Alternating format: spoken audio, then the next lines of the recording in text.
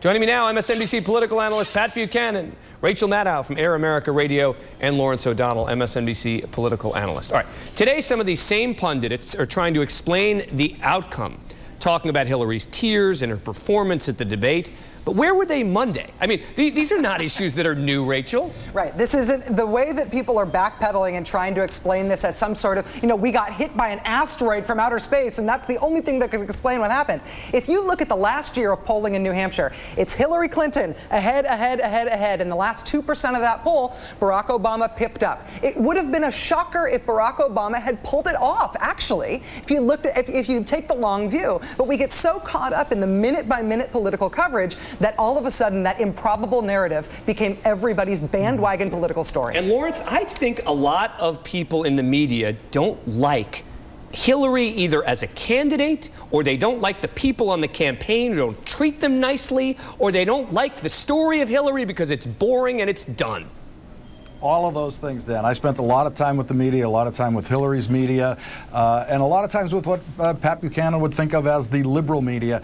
Hillary is the least favorite candidate of that group. And it's a couple of things. They think the campaign is rather imperious, doesn't treat the press well, but it's not just, they don't treat us well. It's more of an overall feel they get. There are some individuals working on the campaign who are very popular, people like Mandy Grunwald, very popular with the press, but the press was salivating Monday night. People in the press were going en masse to the last Hillary rally to see the downfall of the Clintons firsthand, and that's why they were there. I mean, they talked about it. We were all saying it to each other. People were saying, "This is it. This is the end." And it was gleeful. It was very gleeful. And Pat, again, I say this as an outsider, okay? As a political outsider. I don't work in D.C. I don't live in D.C. I haven't covered the White House. All right, but you need 2,025 delegates to win the Democratic nomination. Barack Obama has now 25, Hillary Clinton has 24, and John Edwards has 18. How do we allow ourselves to make these long-term judgments? I'm not saying who's going to win South Carolina or Nevada, fine, but these long-term judgments that Hillary's out if she doesn't win in New Hampshire. Well, I think that was a mistake. No doubt Hillary's out. Look, you look at her resources, her strength nationally and all the rest of it, and you can say, I think, honestly, that Barack Obama is surging. I think Lawrence is on to something. The press all the polls showed Barack surging in New Hampshire, winning maybe by double digits. They were all agreeing. The reporters caught the story. It is the end of Hillary. They don't like her. Many came surging out of the closet, and they said she's going down to defeat. It's historic. It's the end. At the same time, there was that news story that day, Dan, which we played every hour, of Hillary Rodham Clinton in a very moving, emotional moment. And the undecideds, the women out there, and a lot of them independent undecided, said they're beating up on these women. They're telling us what we got to do. And New Hampshire did what it does best, is tell the establishment where to get off and do exactly the opposite. That's my judgment. Maybe, Pat, but I wonder whether even that is too much sort of political sophistry, meaning maybe it's the weather. Maybe it's the fact that a lot of older women could walk to the polls. They couldn't, they were walked there. I went out to one of them. We were doing an interview with London people, and all these very old ladies, must be in their 90s, were being walked out. I said, I don't think they're coming out for Barack. But these are not things that we couldn't have, again, that those people who are experts in this area could have predicted. They should have been able to say, you know what? Hey, wait a second. There's a real possibility that the weather or the tears or something else. But you know what? I wasn't hearing it on Monday, Rachel. No, they was gloating in glee over the tears. The glee, I think, does have an effect. But, I mean, why is it also impossible to consider the fact that Hillary Clinton has been the front runner in New Hampshire for 99% of the last year? And it may be that Barack Obama had a last-minute surge of support. But he got the same percentage as the polls showed. I mean, the polls showed him at 36, 37%. That's what he got.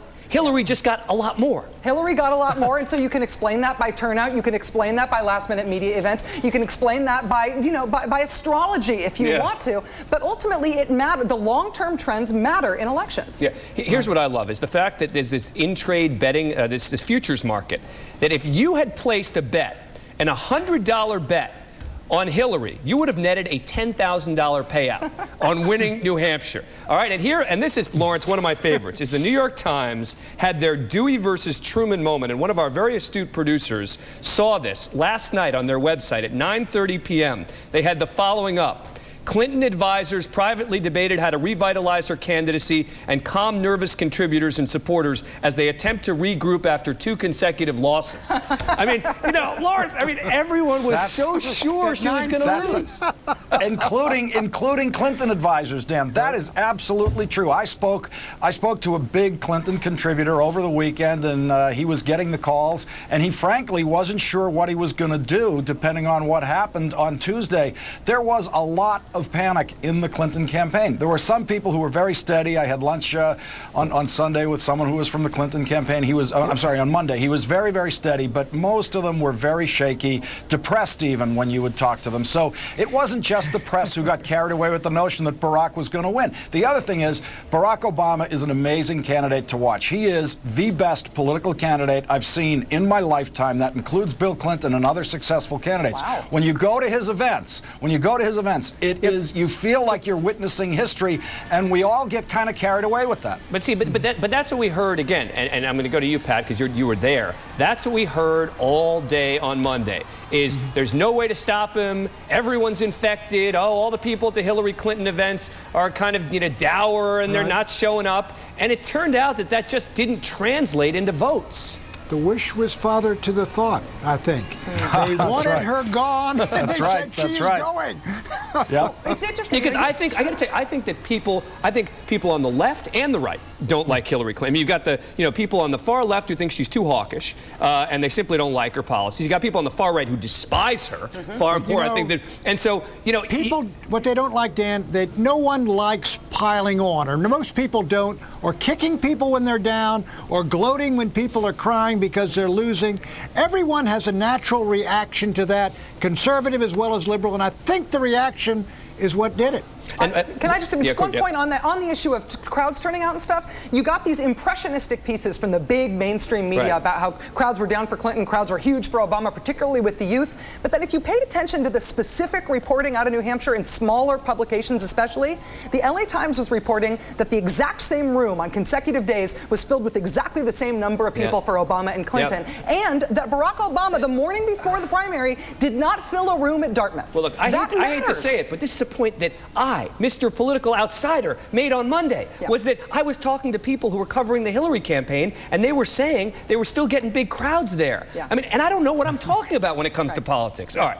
But in general, Dan, Obama was getting bigger crowds. It was harder to get into his events in general. Hillary's final event was one of the best events I've ever seen. She closed this campaign Monday night brilliantly. People went.